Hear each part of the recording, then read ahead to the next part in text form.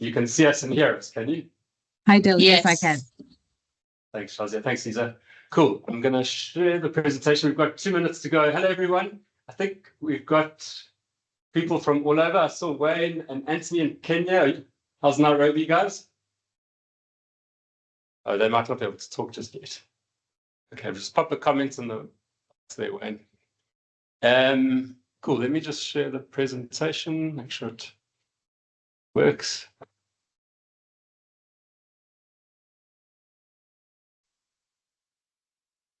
Just let me know if you can see that. I'll put it in slide mode now. Yeah, we can. Okay, good. I'm just going to pop it into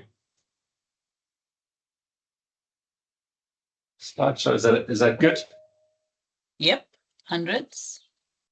Cool, Just cool. gonna pin you also. Okay, great. It's interesting. Yeah, absolutely. Cool. So Shaz, the Q&A will be waiting for questions, eh? I mean, I'll do the intros now. Yeah.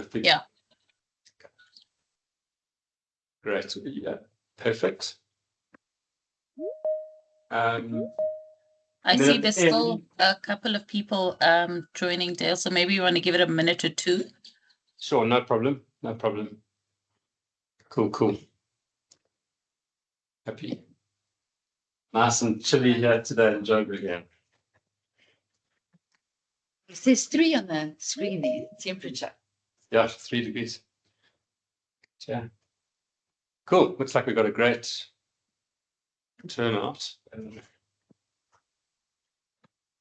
So the guys from Namibia, Kenya, Botswana, Yeah, everyone will be on. everyone. Oh, yeah. Very cool.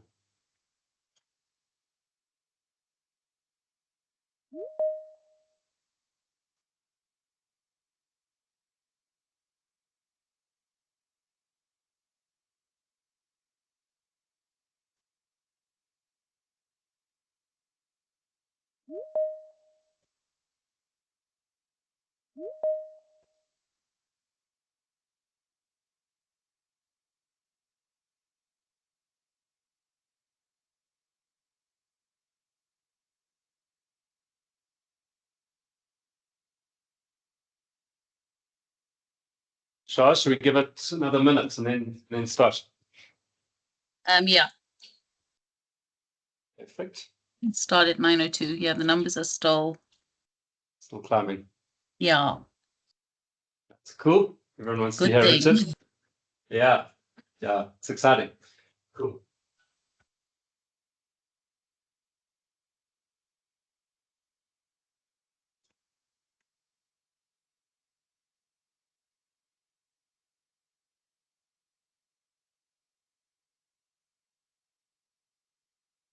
Okay, I think you guys can start.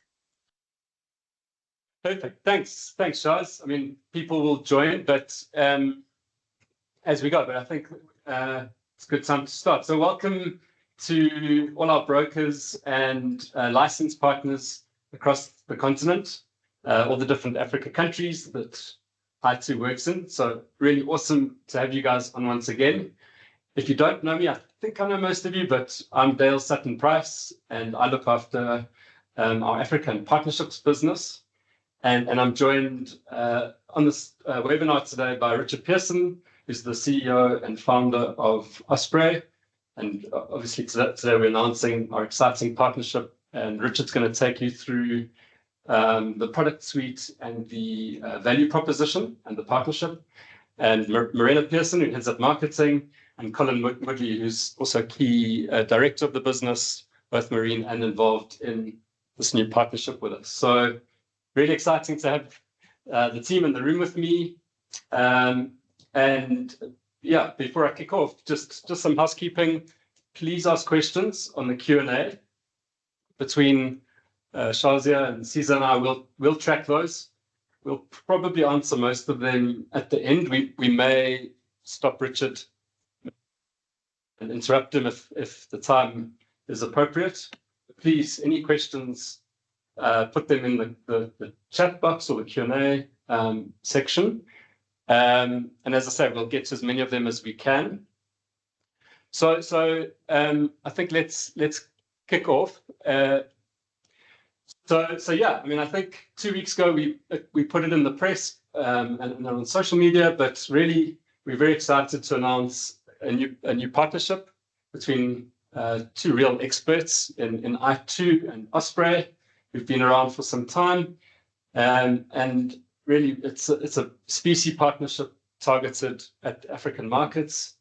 We can't spell strengths, but yeah, and I think what we'll show you today is kind of the 1 + 1 = 3, which is iTOO's real expertise and specialist approach to Africa and our network, bringing together real risk management and insurance experts in the species space, which in the African context, I think is obviously super exciting.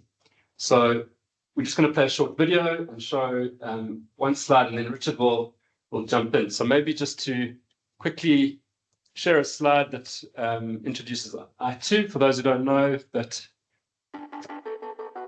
once upon a time, in the heart of South Africa, a vision was born.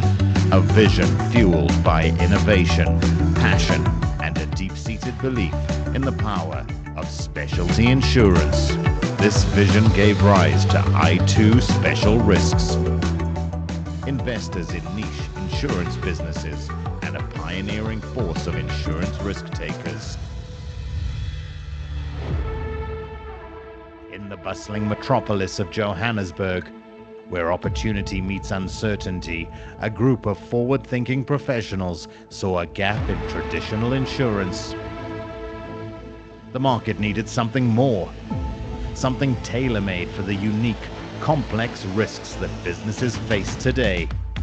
At iTOO, we don't just provide insurance, we craft solutions as unique as the risks they cover. From managing the intricacies of emerging technologies to covering Africa's largest grid-connected solar PV plant, we're here to tackle challenges head-on. We don't throw the dice.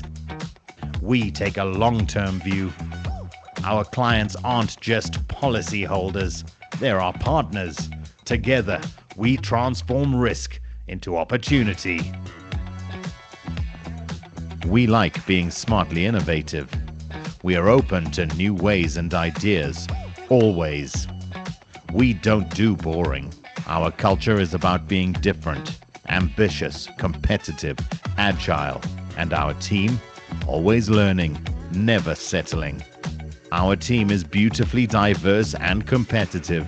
We are 200 iTOOers with an obsession to always be local, with iTOOers on the ground in local markets. We're also deeply committed to our people, their families, and the communities in which we operate. Through partnerships and programs like YES, we're creating lasting employment opportunities and changing lives. Fun facts, we've got those too. We've welcomed 30 tiny mavericks we affectionately dub milk experts, because in our world, every baby comes with a PhD in cuddle science.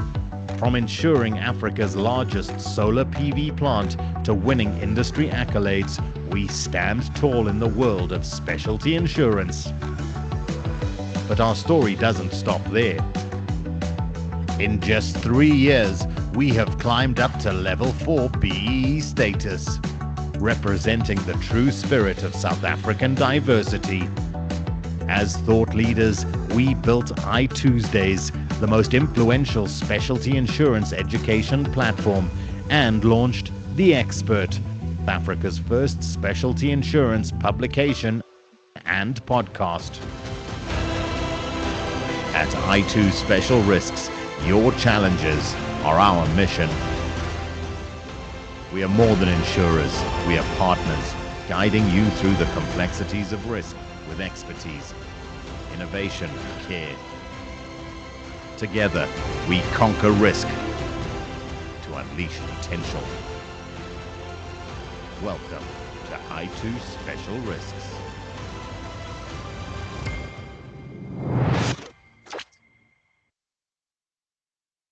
Brilliant. So I think that video really kind of sums up a lot of things, but really partnership being kind of in our DNA, and really today is an excellent example of that. Partnering Africa's true species experts. So before Richard jumps in, I think we were keen just to show again our footprint, where we very much supported by Hollard and APA in Southern and East Africa, and a few licenses in West Africa, which as Richard goes through the slides today, was a large reason for the partnership, that real alignment in the African countries that are rich in minerals and resources. So just quickly to show you our footprint, and we've got people in the ground in all these countries, and I think most of the people on the call today are represented in these different countries. So that's it from me, and so a warm welcome and introduction to Rich. Thank you, Dale, and good morning to all of you. Thank you for joining us. Very, very excited about this partnership. It's something that we have been trying to get into for a while now.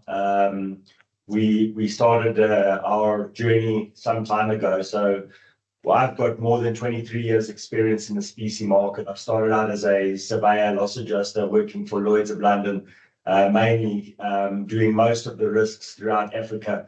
In fact, we started a business, John Pearson Associates, in 2006, which is still continuing today, doing the survey work. I branched out in about 2016. A lot of the underwriters in Lloyd's were asking me, what's next in my journey? And the idea was, we saw a massive opportunity where there weren't enough skills in the local market to provide a product to not only our clients, but to our broker, and also to give them proper advice and experience, knowledge. And that's kind of where it started. So I come from a risk management background. I am not a specialist underwriter. We have underwriters that specialize in this, Colin in the room being one of them. But we found this opportunity to start this business, and eventually started it through an agreement, or a binder agreement, with Guardrisk. To Guardrisk. So yeah, getting our sort of feet a little bit wet, opening up in 2019 officially. 2020, I think our binder kicked into place. We are now recognized as the largest specie insurer in South Africa. We do a lot of RI inward on the Guardrisk treaty. And the policy was put in place to cater for golds, diamonds, cash in transit, which we'll go into a little bit later. Guardrisk is a fantastic partner for us in the local market. However, we needed to expand our business into Africa. Once you conquer one country, it's ambition and drive that takes us into new partnerships. And we're very, very excited about the partnership with Hollard and iTOO. As you guys would have seen in that video before, like-minded people doing things together to make the industry a little bit better.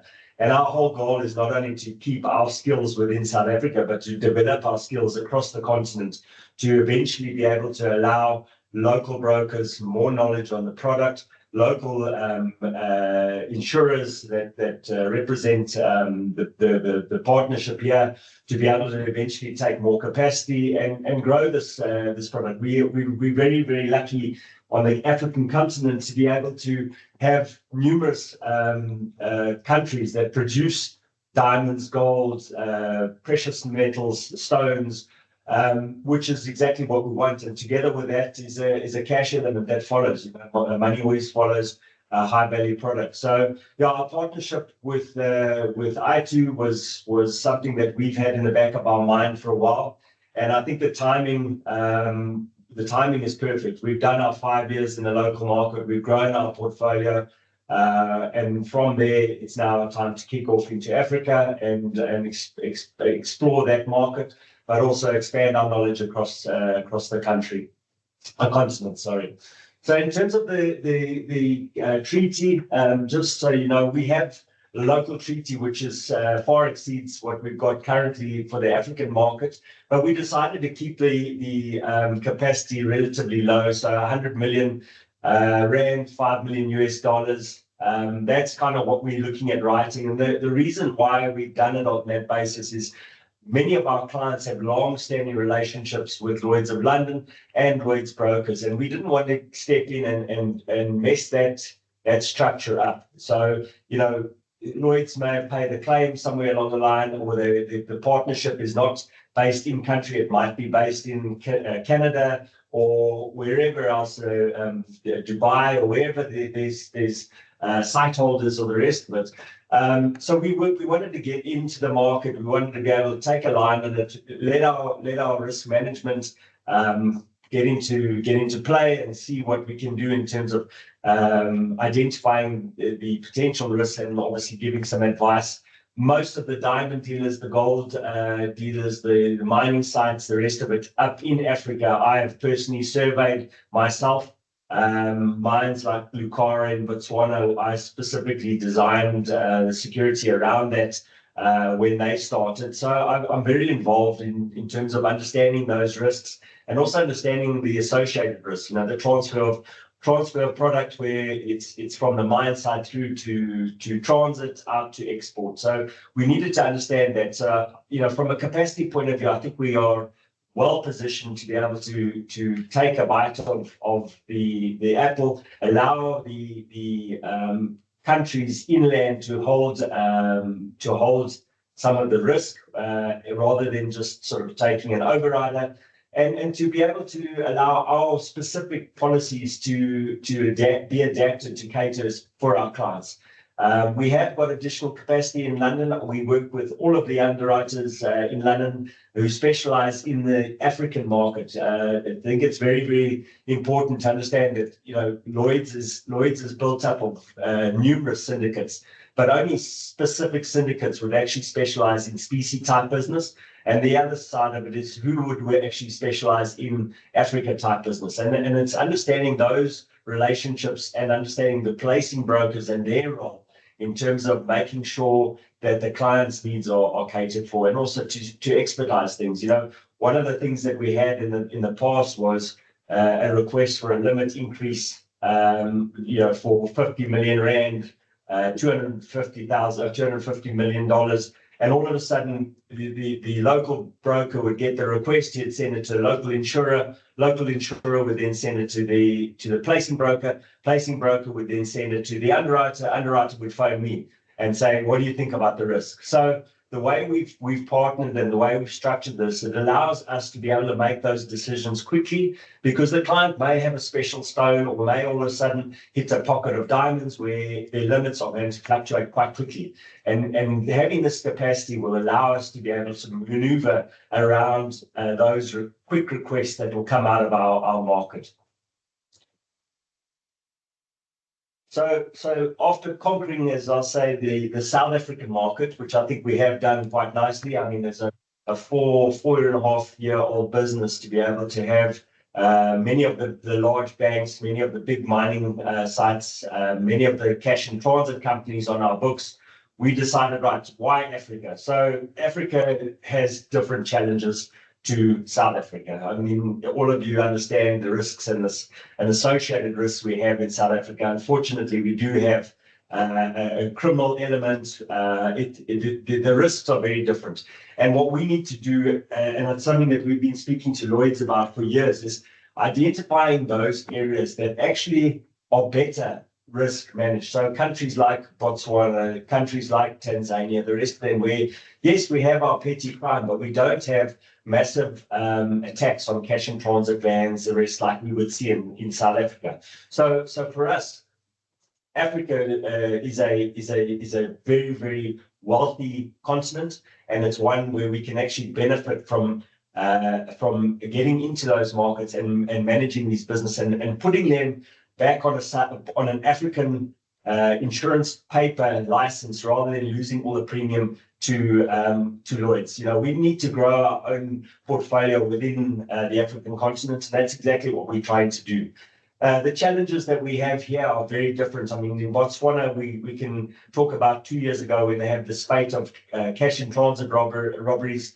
Within a year, that was resolved. The police got involved and they took that entire team out, and since then we haven't had one cash in transit robbery again. And that's what we like about Africa. You know, Africa is very different to South Africa. Law and order is still in place. People are scared of the military and the police, and for us, ensuring these high value products, that's exactly what we want. Also, the remoteness of the mining sites compared to South Africa are very different as well. So they're not as easy to get to. You take a country like Namibia, you know, it's very difficult to pull a robbery in Windhoek and then try and get through one of the borders. There was an incident in February where there was a big diamond heist there, which we're involved in. But to get that product out is a massive issue for them, and they are recovering and arresting people quite frequently, trying to cross borders with the rough diamonds. So our partnership with iTOO was basically set up to support the continent in terms of retaining the premium, be proactive, and be able to respond quickly to losses should they occur. The one that happened in Namibia, within one day, I had people on the ground. The following day, I was there personally to have a look at exactly what happened, because that is critical in terms of underwriting, and not only the underwriting side, the claim side. Understand the process so that we don't want to have claims sitting on for 2-3 months. We want to get in, we want to make sure that we push the claims through as quickly as possible and deal with them so we can move on and then carry on with our business. This is a quick video of why we decided to stay away from or going to.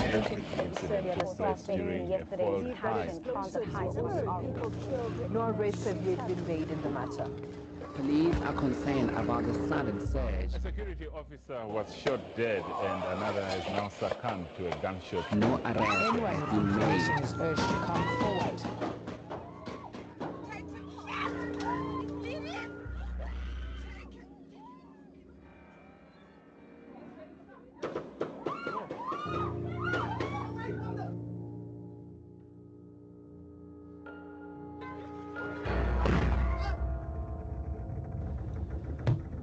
This comes after the realization that security is less. Authorities have appealed to cash-in-transit companies to tighten security.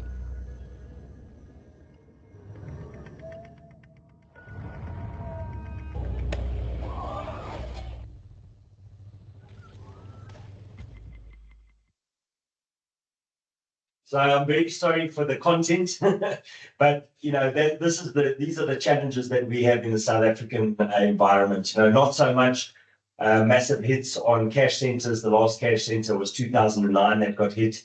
Vaulting facilities are good risks here in South Africa. ATMs seem to be relatively good at the moment. But we work very closely with the police locally, as well as the security companies, to try and map out where we are potentially exposed. And then on the back end, we assist our clients in terms of trying to protect the product. So, you know, that's very much our strategy behind what we do.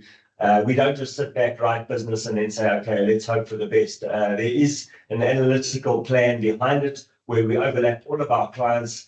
We follow trends in the market. We follow high value routes, and then we obviously put in protective measures to try and protect us. Some of the clients that we would have, just for everybody's sort of reference, is obviously the small retailers and wholesalers. So anything from a spa group who have cash on their premises, so cash in the tills, to the transfer of cash from the tills into the little cash centers, and then cash whilst on the premises. We do the cash in transit with various companies here and the associated risks. So the cash in transit, what we do very differently is we do an end-to-end solution for the clients, where we actually follow that money all the way along, and we'll discuss it a little bit later in the presentation. But we give them a policy that has no holes in it, because you know a lot of these companies will get these cash companies will get separate policies for different layers within their business, and then which policy is actually going to respond, and that becomes an issue. ATMs, like I said, for us, it's fantastic business. We've got one client who's got 22,000 ATMs here in South Africa. We did an exercise with them to get all of the cash out of the ATMs into cash centers. That was done within a 24-hour period. So we monitor if there's a riot or strike in an area, we can actually reduce the cash volumes in those areas. Yes, Sasria, our Sasria in South Africa will take care of the claims on the back end, but that's not the point. The point is to try and restrict the knock-on effect to the clients. That's the main thing. Banks and the other financial institutions, we've got two of the bigger banks here in South Africa on our portfolio. We have tried to force the banks to take out separate policies away from the cash in transit companies. Main reason is the cash in transit companies were inflating their premiums, and then they would make profit of it. So the insurance profit that they would make would actually fund their business rather than them concentrating on the actual services they should offer, which is escorting and transferring cash or transporting cash. Precious metals mines, very much involved in the mining space here in South Africa and into Africa. That will extend to tender houses. It'll extend to diamond trading companies. Debswana would be one of them that we would be looking at with this partnership. We currently do Namibia in Namibia, and we would like to get more involved in those mining operations, especially the government mining operations up in Africa, because the governments are very involved in trying to protect their resources, and that's exactly what we want to do. Safety deposit facilities, your vaults. We cover stock within the vaults. We don't ask for specific values in those vaults because, unfortunately, someone's granny would have given them a gold chain or something along those lines. And when a claim comes, they're going to say, well, where's the supporting documentation? And ultimately, you're not going to have it because, this stuff has been handed down from generation to generation. So what we do rather is we provide a value per vault. So you pay a max value of $1 million or whatever it is. When a claim comes and it is forced violent entry, you get paid your $1 million, and that's it. So despite what's in there, you're paying for it.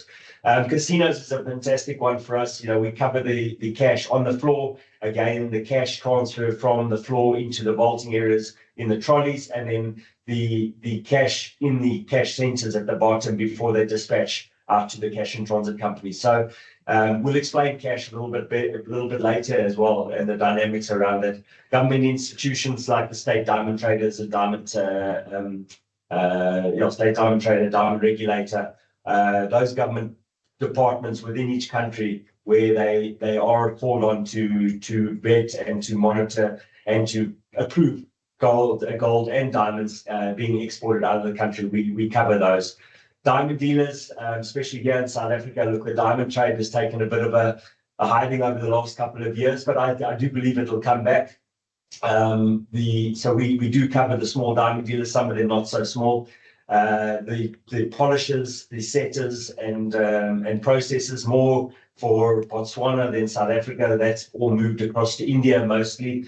So they take our rough diamonds out, and it's just cheaper to polish and process them in India rather than doing them in country within Africa. We still like the skills development that they were doing, and that kind of was one of the things that we liked about it because it was job creation. And ultimately, we're hoping that the diamond industry bounces back, and then the countries can start reintroducing and training up local people to process and polish and also set diamonds, which leads us to the retail market. I mean, some countries have got a massive retail presence in terms of diamonds, gold, tanzanite, the rest of it. And that's special to each country. I mean, Tanzanite, one mine, which I've been to a couple of times. Visitors to the country want to come and buy traditional jewelry out of these countries, and it's a massive market for us. We don't do a lot of diamond or retail jewelers in here in South Africa. We tend to stay away from it. Main reason being that it's just too easy to get away with stock here. Our protections are these guys have got their little retail space within a mall, and they'll come in and they can take all your stock out of your display cabinets, and you're out for 3 to 5 million rand before you've even blinked. And the response time in terms of security personnel is almost zero to those events because they don't want to have a knock-on effect where they start shooting people inside malls. So it's a very, very catch-22 situation. The ones that we would look at in South Africa would be linked to a wholesaler, so a watch importer who has got a separate store, someone like Pickett and Moss who have got Tag. Those kind of guys we would definitely do, and also the higher value locations which I've designed their security, so I know there's bulletproofing and there's portions behind there that's going to protect the stock. I'll definitely look at something like that. But it is a very, very nice market in Africa, especially countries like Namibia, where a lot of tourists come to, Tanzania, like I said, and Ghana to that effect with the gold. You know, a lot of guys want to get into the gold and buy gold in Ghana. Refineries, we do a lot here in South Africa, processing of the gold. It was under scrutiny probably 2 or 3 years ago, maybe even a bit more, from a government point of view, where our revenue service got involved and started managing and micro looking at what was actually going on. And there was a reason why a lot of the refineries were closed down over that period. But that's all been sorted out within South Africa market. But you know, Africa is a different beast, and we like those kind of risks. In Uganda, they've got a smelting facility that is used by a lot of the neighboring countries to smelt gold and then to export out. So, you know, we, as part of our vetting process, and we'll get into it later, you know, and assays are very important for us to make sure what quality of gold is going out, because that's also associated to the risk, which is associated to the actual underwriting behind that we would do. So each risk here is definitely underwritten very differently compared to what would have been done traditionally. Why I've put a couple of these slides in is just to familiarize yourself, and I'm sure that Dale and the iTOO guys will share this presentation with you guys. But as a quick have a look, you know, I try and train my guys to have a look at where there is gold, where there's diamonds, where there's precious metals, other precious metals, where there are rubies, where there's emeralds. If you have a quick look at it, you can quickly identify where there is product. So when a request comes in out of Chad and you see there's, okay, Chad's on the list, so where's the gold actually coming from? And understanding the challenges in country to make sure that those processes are followed and that they are adapted properly. We have probably a request a week out of Africa moving gold 200 kilograms out of the country where they want just the transit portion into Dubai or to China or wherever it is. And we always go back to the source and we say, well, where's the gold coming from? One, we need to understand that. Why are you not using a company like Brinks or G4S who are throughout the country and who have specific policies in place to cover those values and due diligence in any of it? So wouldn't it be easier just to pay them rather than get a separate policy? The reason that we do get these, and we call them scammers because that's exactly what they are. What they try and do is they take out insurance policies.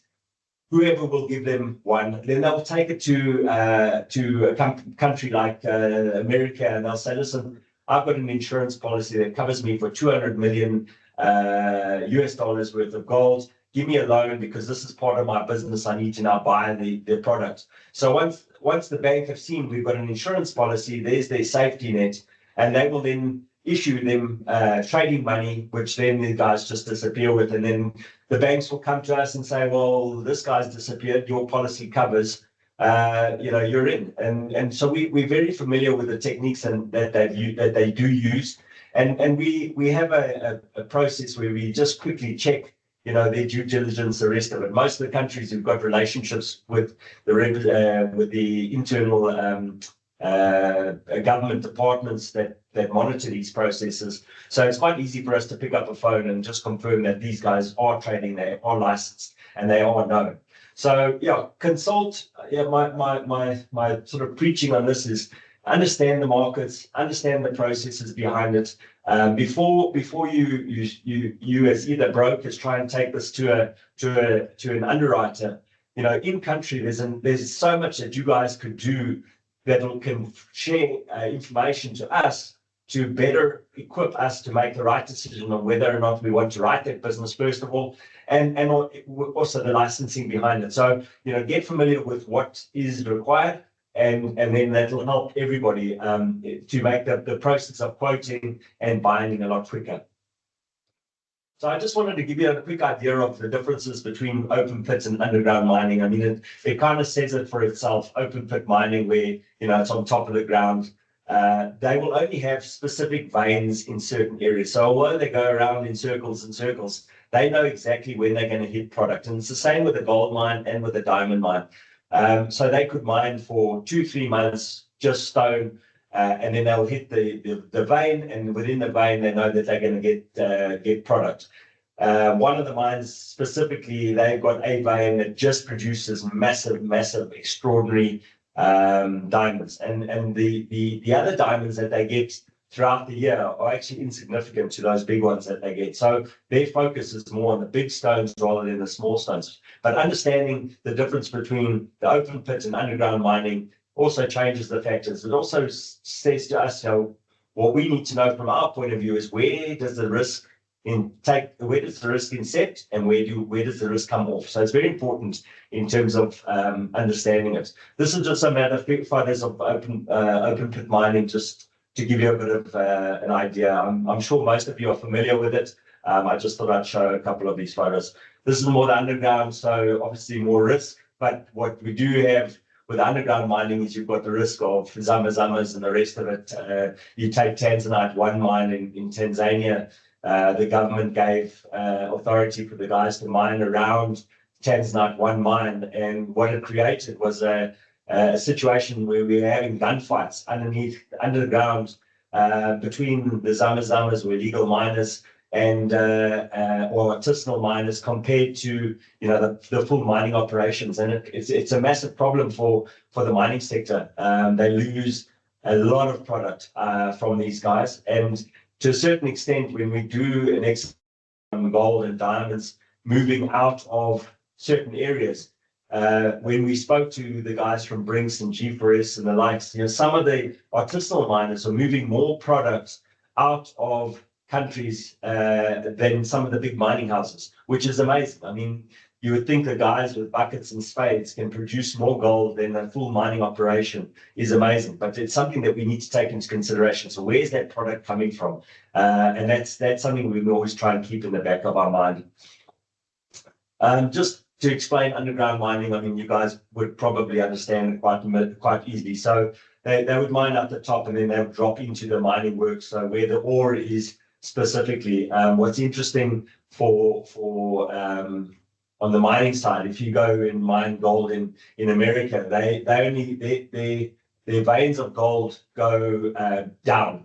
So they go completely down, which means they have to mine differently to how we would mine, where our levels are just under the surface and then they slowly filter down. Theirs are a lot deeper. So it's a different mining technique. But again, we need to understand how they mine the product and understand the process of where we could potentially be exposed. Remember, on the gold side, we're only coming on risk on our policy once the gold is being smelted and once it is in the gold register within their vaulting facility. So we're actually quite protected. We don't cover any of the gold during the processing or the rest of it, because you could have a claim out of the waste. You could have a claim out of something going wrong with the equipment, and now they lose product whilst in the processing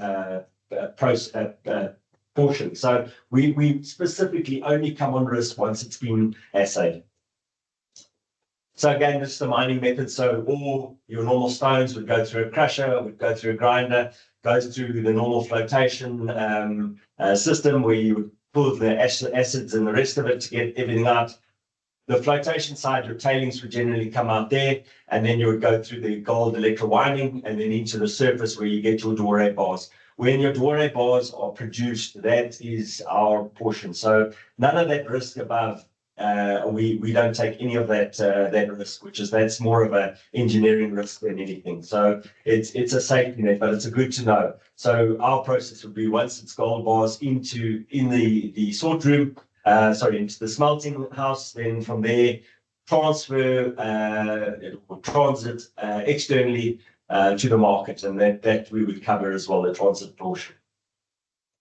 So just a quick one to keep in the back of your brains as well is every country has got its own channels of export. And this is, you'll see this when we share the presentation as well. You know, in the DRC, we've got the SEEK, Kinshasa, Sierra Leone, they've got the Gold and Diamond Office. In Ghana, they've got the PMMC.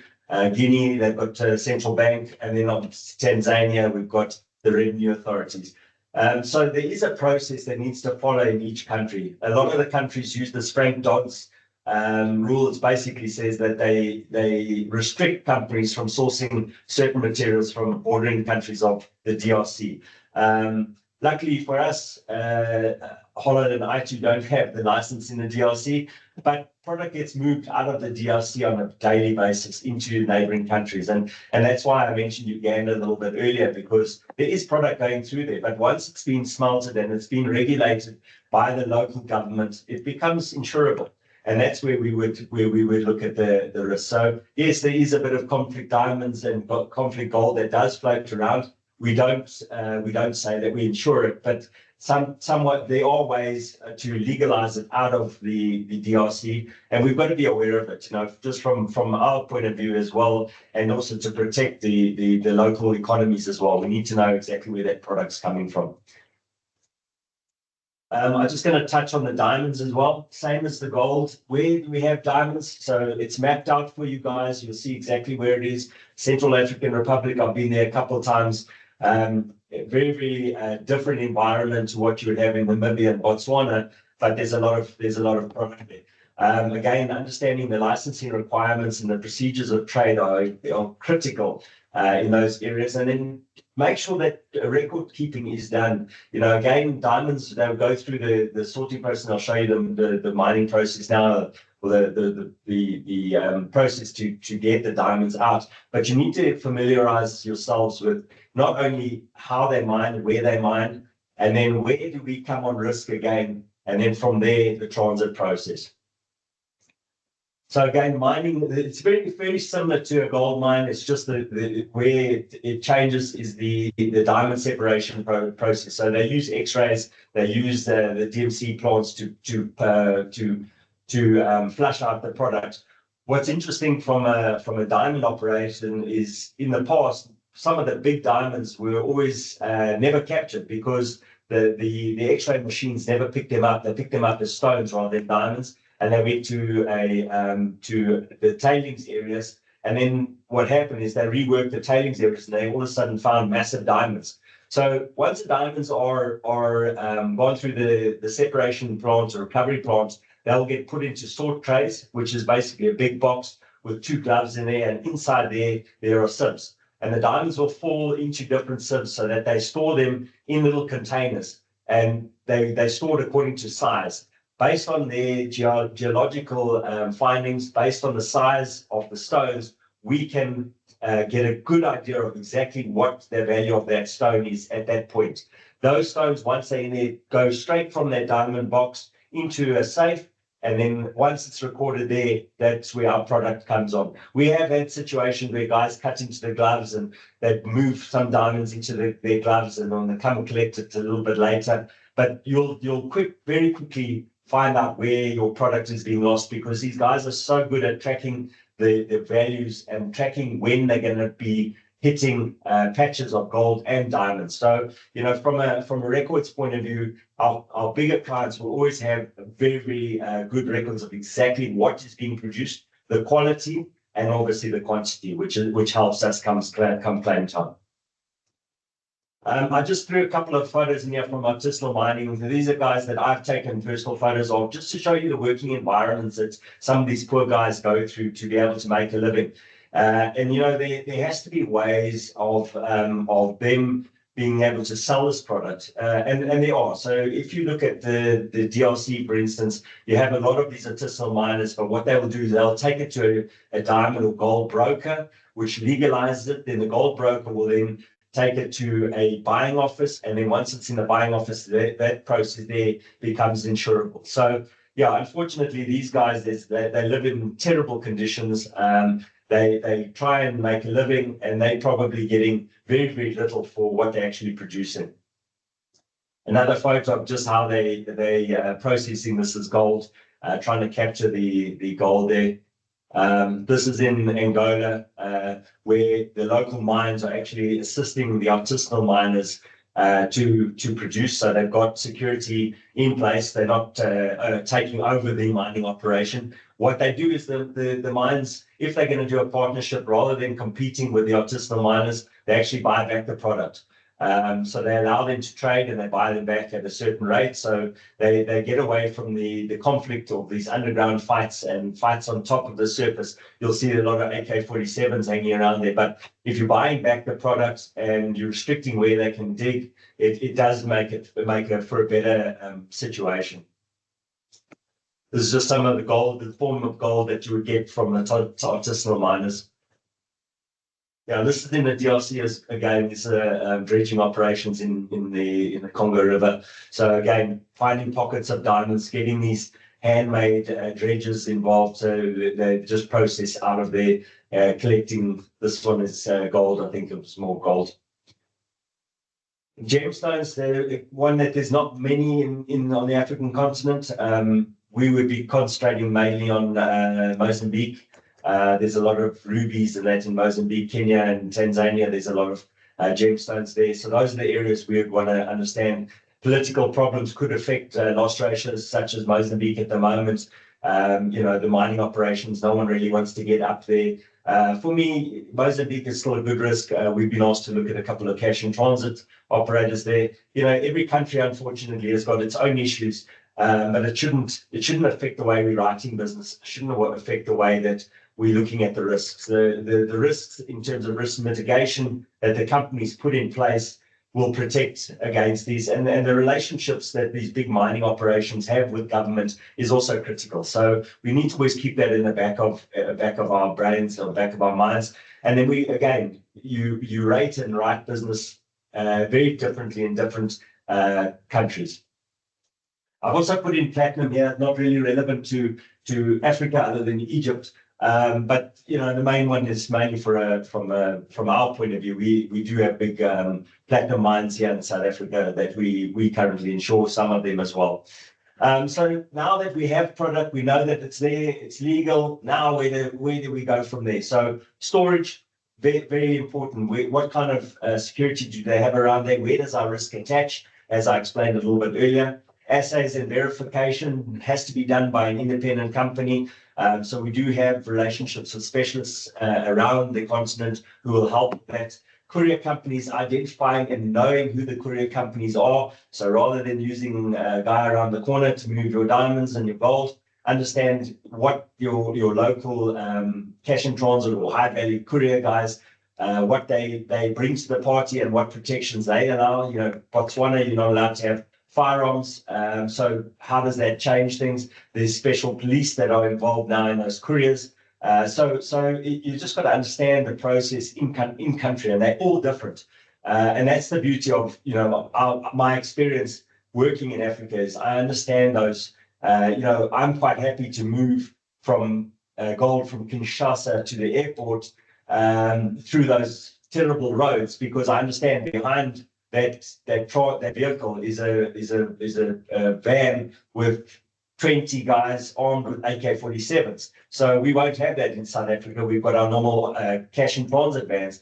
But I promise you, no one wants to touch that van because they quite quickly see the death of them. So routes utilize, we all understand that these mines are in remote areas or could be. So are we using vehicles? Are we using choppers? Are we using airplanes?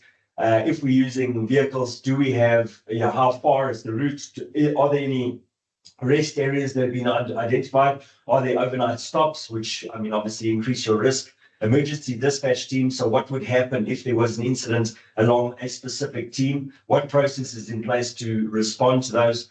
Vehicle tracking to see, nowadays we can geofence vehicles on specific routes. So we can actually manage as soon as that vehicle deviates from an agreed path, then we know there's a problem. And obviously vetting of drivers, understanding who is actually going to be responsible for this. We do a lot of movements here in South Africa. We actually get involved with the clients and we say to them, right, we are going to tell you when, where and how. and we sit with the cash or high value transporters, and we say on this day you're going to go this route, and we won't stop off vehicles on these specific areas because we understand where we could potentially be exposed.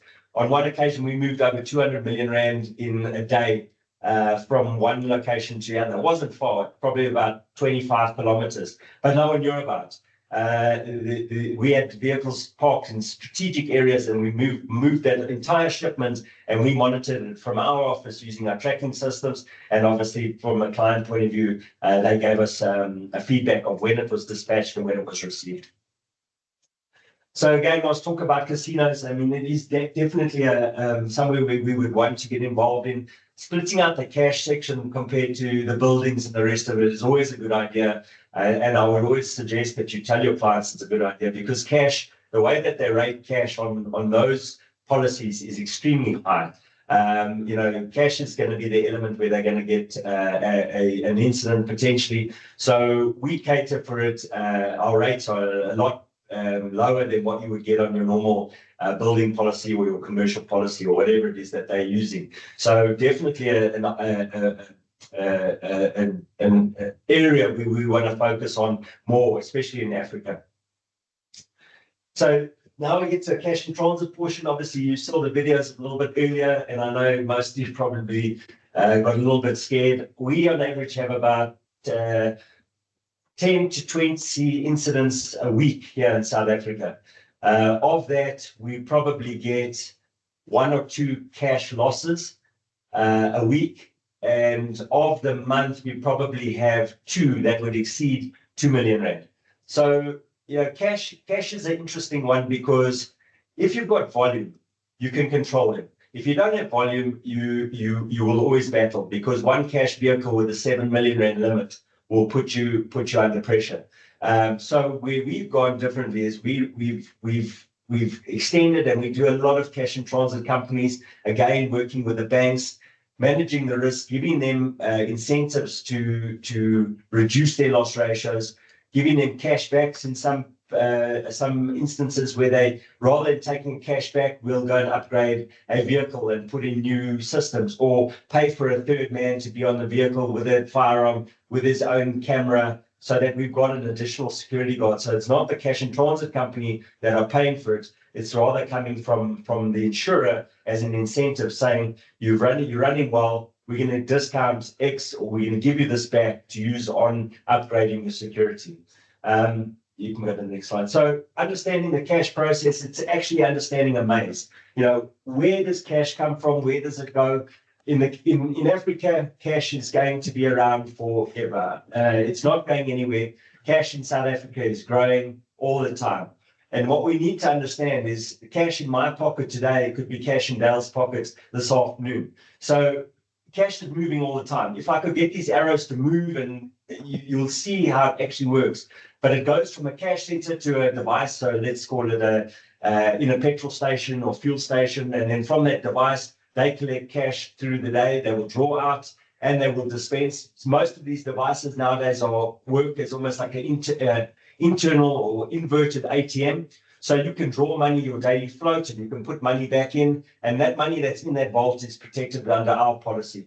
Then it'll move back to the cash centers when their float is when they exceed their float amount that they want to keep in that store. From there, it could potentially go to an ATM. From the ATM, it could go to any one of us drawing money who goes and spends it at a retail McDonald's to buy our kids a McDonald's burger. And then from there, back to an internal cash center in malls. They've got cash centers themselves. Those cash centers could go back to the retail market. It could also go back to a cash center to count. So the cash is moving all the time. Even at night, the cash centers generally will process they collect up until about 6 o'clock at night, 7 o'clock at night. They close their vaults. Then they do the count, which could take them to 3 to 4 o'clock in the morning. They then leave, and then the cash goes out again back to the devices. So cash is always constant. It's always moving. If we understand who our clients are, whether it's a device, whether it's an ATM, whether it's in a retail store, whether it's in an internal cash center, we need to make sure that there's no gaps in cover there, because somewhere along the line, someone is going to have a claim and they're going to say, oops, we don't have cover for cross payments.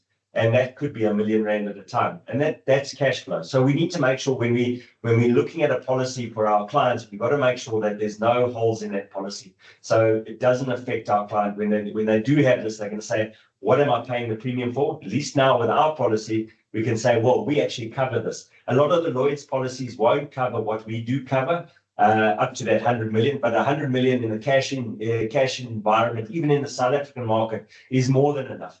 The only times we would ever exceed 100 million would be in a cash center where we could go up to 400 million.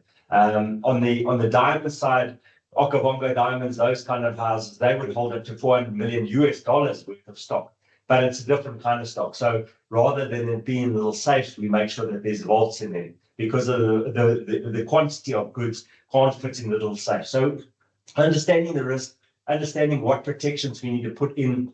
A lot of these the older cash vehicles that are in the South African market, that back section that you would see on a G4S van, for instance, may not even be armored. It's the safes inside that are holding the cash. So, you've got to understand that is how it was in the past. The previous insurers never looked at it because they were just taking overriders and the rest of it, placing it into London. London didn't really have a good idea of what vehicles were being used. And these vehicles just got old and they've deteriorated over the last 10 to 15 years. So what we've done is we've gone back with that same incentive and said, right, guys, how do we help you upgrade your fleet? Let us look at what we can do in terms of armoring that vehicle, because we don't want to see people getting shot in those vehicles. We don't want to see people getting burnt in these vehicles. It's a terrible thing. And I've had to deal with a lot of them in the past. For us, life becomes before cash. And I've said it to all my clients, you've got an insurance policy. The insurance policy is there to cover you for an incident. Do not put your life at risk for this. Rely on the insurance policy, and that's where we need to come in. There's a human element to what we do, and also with high value product and the rest of it. There is risk associated, so we need to always understand that and see how we can help everybody. Our key advantages of our portfolio now, our company was established to assist the local market just from a quoting point of view. So to speed up that whole process in terms of getting a quote, especially for our brokers out there, the most frustrating thing that could happen is you're sitting waiting for a quote and you wait 2-3 weeks for it. The London guys are doing their thing. Most of the time they're on holiday. We all know we've got luckily enough, we all work on African time, so we do have a little bit of space, but we want to make that quoting process a lot easier for our brokers. Claim settlement also, paying in country is a lot easier than getting a payment released from London to go into a local account. It's very, very difficult and comes with its challenges. So the idea is quick response to our clients and to our brokers' requests. Bringing back the personal touch in terms of what we do is something very, very aligned to the iTOO guys. We want to be seen, we want to be present. We are going to be doing road shows throughout the different countries where we will now be licensing on the back of Hollard and iTOO. And we would very much like to meet you guys. And, feel free once we've met. And if you need to reach out and you've got an inquiry or you want to just pick my brain on something, we could do smaller sessions like this where there's a topic that you guys want to understand and discuss a little bit more, and more than happy to do that and send it across to you guys, or we do it on a Teams call like this. Again, managing clients' cash flow is essential in Africa. Most of the overseas Lloyd's policies, they will ask for payments quarterly or half yearly or whatever it is. It's a lot of money to cough up at any given time. The bigger companies they can do it, but the smaller companies, from a cash flow point of view, we want to be able to allow them to be debited monthly if required. And that's helped a lot of our diamond operators here in South Africa, where they don't have these massive bills at the end of the year. It's sort of staggered throughout the year, and the no claim bonus comes on the back end. There's a lot of frills that we can add on to these policies to incentivize your clients as well. So just giving you a brief background in terms of our clients. So we do have 2 of the largest banks in the country. We've now got 3 of the largest cash and transit companies. We've actually got a meeting with the main one, I think in 2 weeks' time. They've approached us as well. And then we do currently cover gold and platinum mines within country and within the SADC region.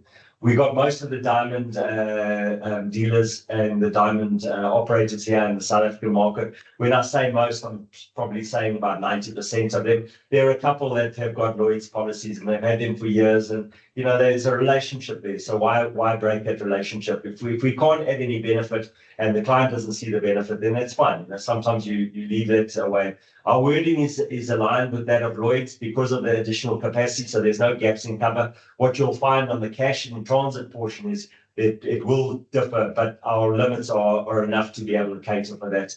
And then our rating is almost very much in line with that of Lloyd's, so there's no difference there. But what we do take into consideration is, like I said, independent countries, the associated risks within those countries, and we apply those to get a proper rating. So your clients are paying what they're supposed to pay rather than a generic amount. We've also designed an app, which we will take you through now, but we've designed an app which will help our clients and help you guys to look at premises. You know, if we've got a risk up in Tanzania, or let's say in Zambia, to send somebody there is not only expensive, it's time consuming, and by the time we eventually get a report out of them, it's 2-3 weeks later. We're potentially on risk already. We don't really understand the risk, or we don't know where they are. So this app that we've designed allows us to send it to the brokers. The brokers are then able to populate, and it sends directly to the clients in a WhatsApp presentation with the broker's skin on it, so they know that it's coming from the broker. Then once the client has got it, he's able to open the app. It geofences you, so it makes sure that you're not wherever you are. He sends us a location, so we can already look at the surrounding areas. Are you sitting in an industrial area? Are you sitting out in a mining area, or are you sitting next to a river drinking beers on the side of the Zambezi? So we want to know exactly where you are, so we can also look at the surrounding areas. Once you open the app and you register, it then that doesn't only geofence your date and time stamps you. So you can't leave the app and then go and do something else. If you leave that geofence area, the app closes and you'll have to reopen it. The main reason why is I don't want people taking photos of a neighboring premises where it's not the same protections in place. The app also doesn't allow you to take photos from your gallery. It only allows you to take live photos. So all the way through, this app will prompt you, like I did with the surveying in the past, it prompts you all the way through to say, do this. Are you in a business building? Take a photo. There's my safe. I've got a category 5 safe. Take a photo. The main reason we do that is it's aligned to our treaty to make sure that we never overextend it as well. If we've got a 50 million rand limit in a Cat 5 safe, and the client's saying he's got 60 million rand exposure, we already know the app will kick it out saying, guys, we need another safe in it. So the whole process is very streamlined, easy. It allows us to identify pre-rate or pre-look at the risk, rate it properly so that we're not overextending from a client point of view. We're not just giving them a generic rate. They're getting a tailor-made rate for their risk. This is a quick video of the app.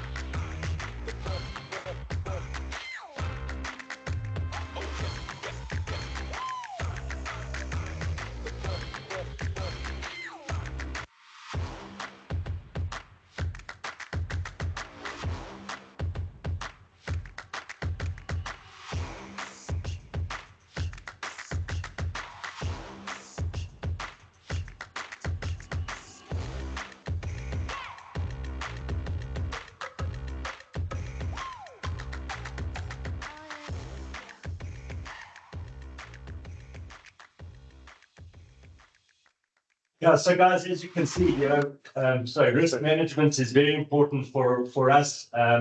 We're really excited to come and meet you all and start building a culture where we can train you guys to be specialists in this specific line of business. I know a lot of you won't know much about species. For the past, it's always been sort of taken out of the African continent and placed into London, and we don't see the benefit of actually being involved. So what we want to bring back is we want to bring back this idea of upskilling and educating as we grow, to allow the local markets to take more, allow us to develop and pass on skills.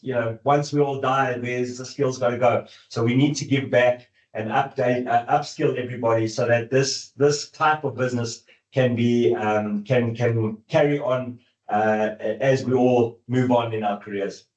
But thank you very much for your time, Dale. Brilliant. Yeah, no, thanks. Very much, Rich. I mean, I think I'll just unshare there.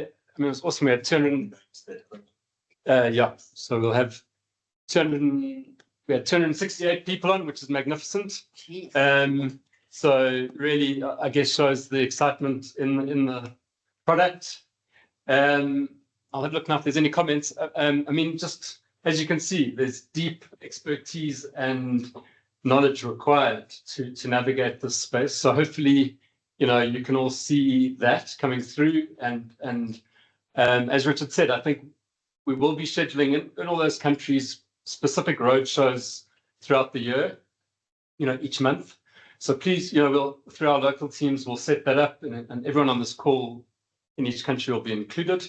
Richard, would you be able to, if a broker had a big client, are you able to go and see a client with a broker? Absolutely. Yeah, absolutely. I think, that's exactly the beauty. So most of your clients that you will have in country anyway, I'll 9 out of 10, I will know the clients. I'll understand what the risks are there, but more than happy to go and visit to try and assist you guys from ground up of what exactly is needed. The forms that we've got are linked on our website, which is easy to download, easy for the clients to fill out.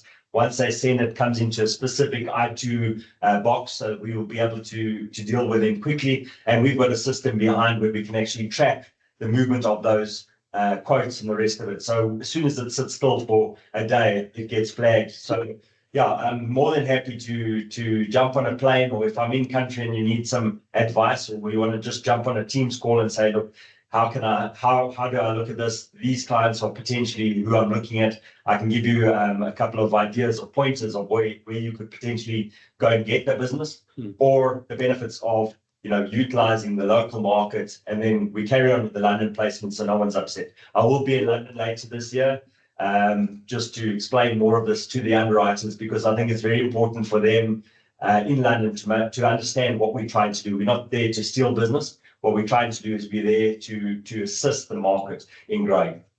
Fantastic. There is a question from Amanda Rich. So, she says, not sure whether this was discussed earlier.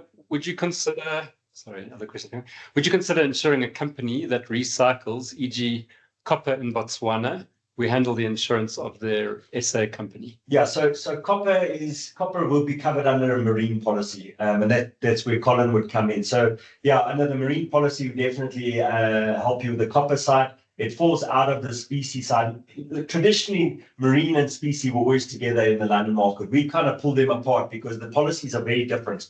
And I know a lot of the mines still use marine policies because the rating is a lot cheaper than what you would normally get. But your potential exposure for your client is so much more because that policy doesn't specifically cover what it's supposed to. So yeah, definitely you could give us a shout, and we'll pass it on to what's your name again? Colin, to have a look at it for you. Brilliant. There are a lot of comments around, can we share the presentation? We definitely will. So we'll obviously have a list of all the people that were on the call. So we'll share the slide deck, which I think is incredibly informative. So that's come up quite a bit. So clearly really interested. And on the app, which I think is super exciting. Richard, I mean, again, is that part of the training? Can we show I know it's easy to navigate, but that would be those roadshows, I guess, to show the brokers how to use it. They can go out themselves, which is great. And I think, as you say, it gets you to places you wouldn't be able to. Yeah, the idea of the app came around one of our clients. There's 22,000 sites around South Africa. If I had to pay someone to go and do those surveys, I mean, it'll take years. So for us, it's more, how do we get to them quickly? clients are already using systems, so allow them to adapt our system that we get eyes on it quickly. It's a very simple app to use. It follows a routine, so it goes into perimeter protections, and it basically works from the outside of your premises back inside. It covers your security guards, it covers everything that would normally be the alarm systems, the rest.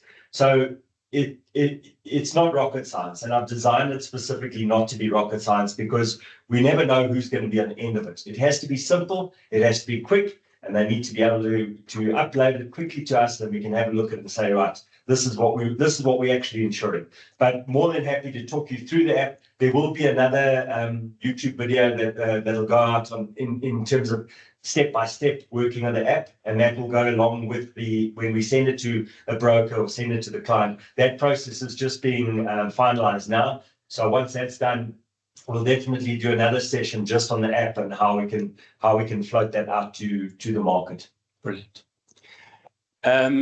Cool. I've got one more question. Shaz, I'm not missing any more questions, am I? No, everything is answered. Yeah. Oh, there is one that's just come in from Vanessa. Okay. It's on the chat. She's asking, what are the regulatory challenges in ensuring high value assets in countries with fragmented insurance supervision or weak enforcement?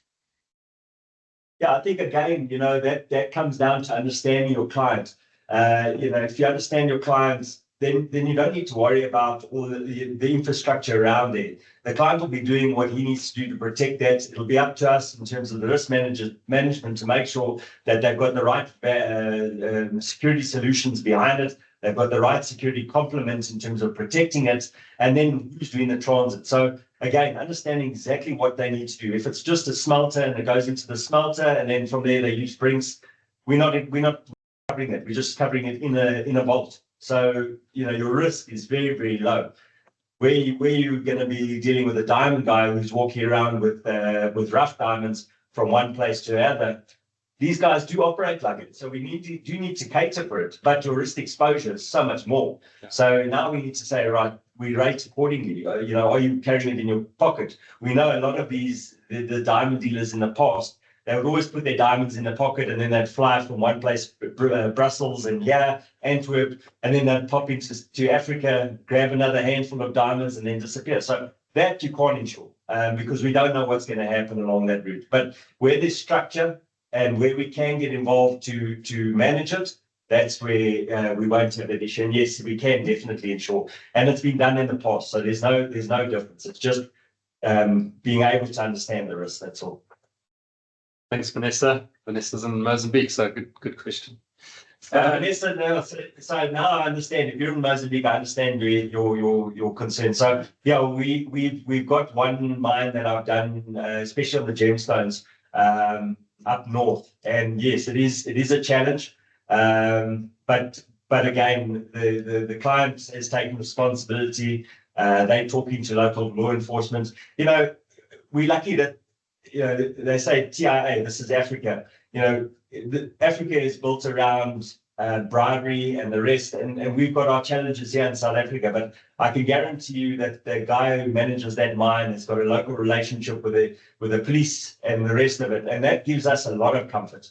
Those relationships that are there, and you'll only see it if you go to the mine. And that's where our experience from as a historical point of view will come into play. I can answer the question from Zenobia. Okay. I've seen that. Yeah, sure. Thanks. Sorry. Yes, absolutely, Zenobia. So the model is absolutely, as Richard said, localized. So Hollard Namibia are working really closely with Richard and the iTOO Osprey team. Gerard, Richard, and the whole team.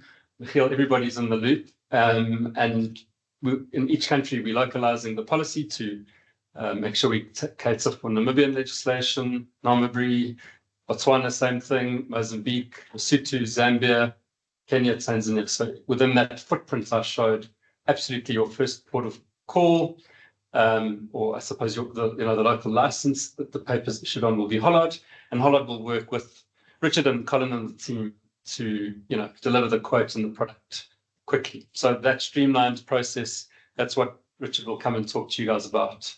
in country. But yeah, absolutely. The presentation that we share will have the contact details of the team here, and then so you can either contact them directly, and then they'll loop in the Hollard team or vice versa. So really whatever's easiest. But yeah, absolutely, as Richard said, that the intent isn't to cut out the local markets, which has been happening. It's really to localize, leverage the expertise here. And then absolutely, Lloyd's is critical from a capacity point of view. They're on our treaties. Yeah. And from a line slip perspective, if there's a $20 million risk, we can do it. You know, the $5 million is the treaty, and then, you know, Richard can source the extra. Yeah, the main thing is, you know, we're not dealing with packets of chips and the rest of it. We're dealing with high value products. So we need to have that line in London, and we need to understand we want to protect the client, we want to protect the treaties, we want to protect the local insurers, we want to protect the brokers. There's nothing worse than having a client who's irritated with you as the broker because a claim doesn't get paid for whatever reason, and we haven't done our job. So we need to step in, take control of that, localize it so that everyone's on the same page, use the London portfolio for those big exposures. And then we're not creating a them versus us. We're creating a partnership, and that's what, you know, Colin's thing, partnership and collaboration. That's what Osprey and iTOO are all about. We try and assist where we can, and we try and make it as streamlined as possible, and we allow our expertise to filter into our partners and to be able to upskill. That's definitely what we're going to do, and we're going to be spending a lot of time in your countries over the course of the next 2-3 years to develop those skills as well. It's not going to be an immediate switch. We are going to have our challenges, but we will do our best to manage those expectations, and we'll do our best to jump on as many Teams calls. If I tell you how many Teams calls we've had since January putting this thing together, but you know, one thing that has always come out of the iTOO stable is professionalism, and we strive ourselves to be a professional outfit as well. And that's where I think the synergy is there. And now to work in country with your guys to sort of broadcast what we are trying to do is extremely important to us. Yeah, absolutely. Echo that. So no, thanks. So that was a really good and important question. So thank you. Cool. I think there aren't any more questions. I think we've covered a lot. So I mean, really, really exciting, and thank you for joining. If you've got any questions afterwards, please send it. You know, as I say, we'll share the contact details, so you can share an email, or if you want to set up an individual call to go into more detail, absolutely do that. And as you can hear, I think we can get to the countries, and we'll do so a lot more easily than the overseas markets. So that's another massive part of what we do, both as iTOO in terms of training Osprey. So expect the team to be in your market soon, and if you need to chat before then, please reach out. Thank you very much. Yeah, thank you, everybody. A good one. Yeah, thanks so much.